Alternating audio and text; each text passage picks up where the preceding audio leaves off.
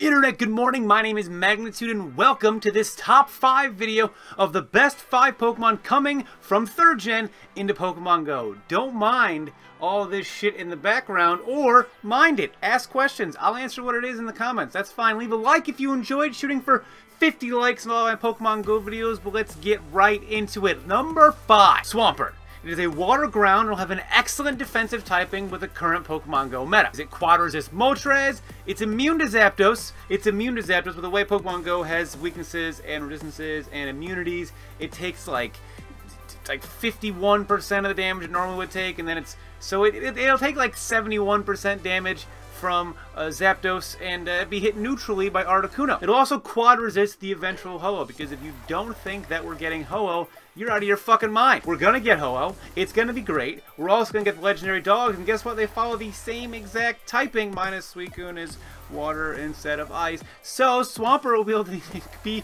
do well against those as well. As far as a moveset goes, we'll have access to Ice Beam for dragons, you know, like the Dragonites. Water moves for the Tyranitar, because those Pokemon are running rampant. Also get stab on those water moves. Also ground moves for those Tyranitars. Stab moves as well. And ground moves also hitting those steel types super effectively, such as Aggron or Metagross, or Pokemon we're also going to be getting going forward. Look for Swampert to be very useful in the 3rd gen, as it is close and around the corner for Pokemon Go. Number 4 is Slocking. Now, Slocking suffers the Truant ability, which really hinders its use in the Pokemon games.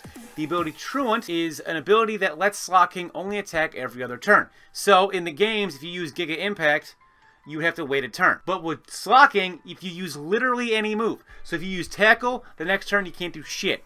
That's why Giga Impact crit and Slocking, because it's going to have to wait a turn anyway.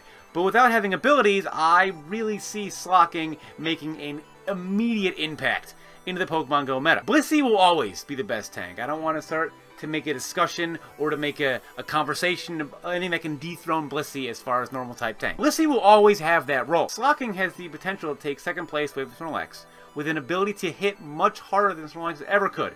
Also, it evolves twice, and we have a history of Pokemon that evolved twice being really good.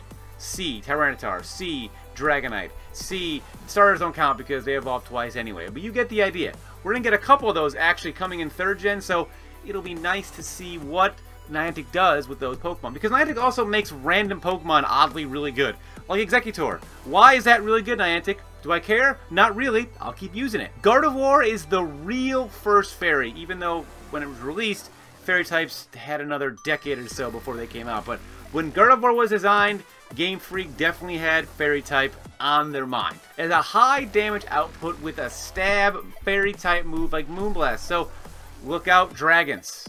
It's just not going to be a good day for you when Gardevoir is entering the battle. When Gardevoir starts her day, enters the battle. That's the thought I was trying to make, but for whatever reason my brain was like, nah, just skip that middle part and jump right to the end. You look like a fucking idiot. Gardevoir has a high special attack stat, and in the games, also a high special defense stat. So I'm kind of wondering how Niantic will incorporate that, but it being a hyper-offensive fairy type, look out, Dragonite, you are definitely gonna finally have some competition. That's not Ice Beam, Vaporeon, or Cloyster, or Jinx. But if you want to use Cloyster or Jinx, you should, because they don't get enough love, and they really should. Number 2, Flygon. Oh man, I'm just kidding. Flygon fucking sucks. Number 2 is Metagross, a powerful Steel-type Pokemon. It evolves twice. It's considered one of these pseudo-legendaries. There's always a discussion every time you bring up Salmons and Metagross, which one was a pseudo-legendary that was designed for the game. So, you know, Metagross is in that conversation. Meteor Mash is still the highest base power Steel-type move, and Metagross will likely have access to that. Also possibly having Zen Headbutt, which is a high true DPS Psychic-type move, which Metagross will get stabbed on, because as you know, Metagross is Psychic/Steel. So having Meteor Mash, well, you can always tell that I'm on my way to work if the Lock 12 gym makes an appearance, because as you guys know, I was trying to get this gym and another gym gold. I got the gym gold, that was easy, that was down the road. So now we're working on Lock 12. I'd love to have 2 gold gyms. Those items that you get, the experience that you get would be great. Now here we got Ursaring and Rhydon. Ursaring, one of the newer Gen 2 Pokemon. Obviously Rhydon's been around for quite some time. We're going to go ahead and take this gym. Now this one actually, you know what? Let's use the Legendary Bird, because Legendary Birds never get any love. And I want to use an Articuno. I want to use one, so we'll see. We'll go with that. So this would be a great, you know, maybe like a Hariyama or something. We'd be able to take on both of these fairly easily. There wouldn't be a lot of obstacles there with that. But, you know, Ursaring is solid. Ursaring's one of those mons, too, that you always want to see be good because it's literally a giant grizzly bear, and wow, is that not cool? But it doesn't ever get the love that it should, because it's just never, you know, it never reaches that, as I bring up many times in today's video, it never reaches that Executor level of prestige that, for whatever reason, Niantic decided, you know what, that's what we're going to do, have Executor. But I'm going to be taking this. Oh, Snowbird, that's an adorable name, seeing as the fact you're going to get destroyed by an Articuno. So it's very symbolic. Taking this thing out. Okay, that's a lot easier, really, than, yeah, expecting a little more of a challenge, but it turns out not the case, so whatever. We'll go ahead and obviously put them in there because that's the best way to get the experience for gyms. And, I'll put a Dragonite in there. Why not? You feed it, sometimes you get candies from gyms, so on the gold, I guess. Metagross will be a very powerful answer to Tyranitar, especially if Tyranitar has only a Rock-type moves. If it has Dark-type moves, well, then you're kind of in a fight for your life. But a powerful Steel-type move will be fantastic for those defensive Tyranitars and for those Tyranitars everyone has that are designed to take out the legendary birds. Because why do you need a Dark-type attack for taking out a bird? Use those Rock moves, unless you're getting ready for Mewtwo.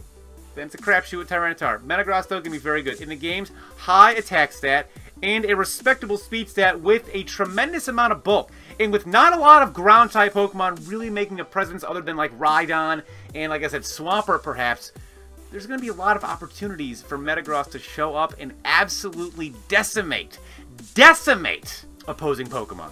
And the #1 Pokemon coming to Pokemon Go with 3rd Gen will be Salamence, a powerful dragon type to compete with Dragonite.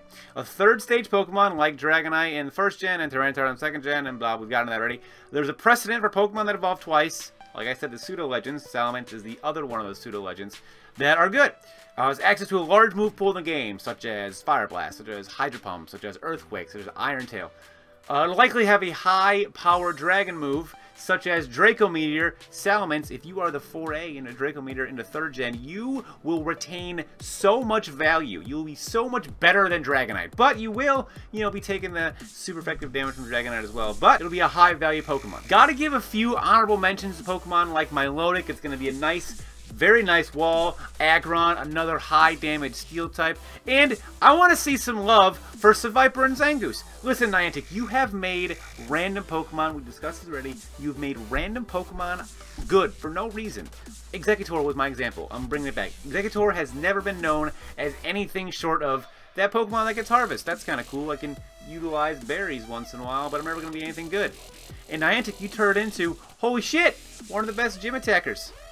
And then the Legendary Birds came out, and everyone who had like a Seed Bomb Executor kind of was sad about it, but there's precedent. It exists. I want to see Seviper, and I want to see Zangoose, and I want to see them be good. Or just fucking Seviper. Can Seviper be good? Because that would be great. I would really appreciate it if we could have a good Seviper. I want that. I do. So that's been the list. Let me know what you guys think in the comments below. What Pokemon do you think are going to be great in Pokemon Go 3rd Gen Edition, which is obviously coming sometime in this year, or possibly at the start of next year like they did with 2nd Gen, but a year in between would be a little much, but that might be what they're doing. And what Pokemon would you like to be good going forward, and what do you see as being the best? I'd love to hear your thoughts. Be sure to comment below. Subscribe for more. Leave a like if you enjoyed, and I will see each and every one of you guys next time.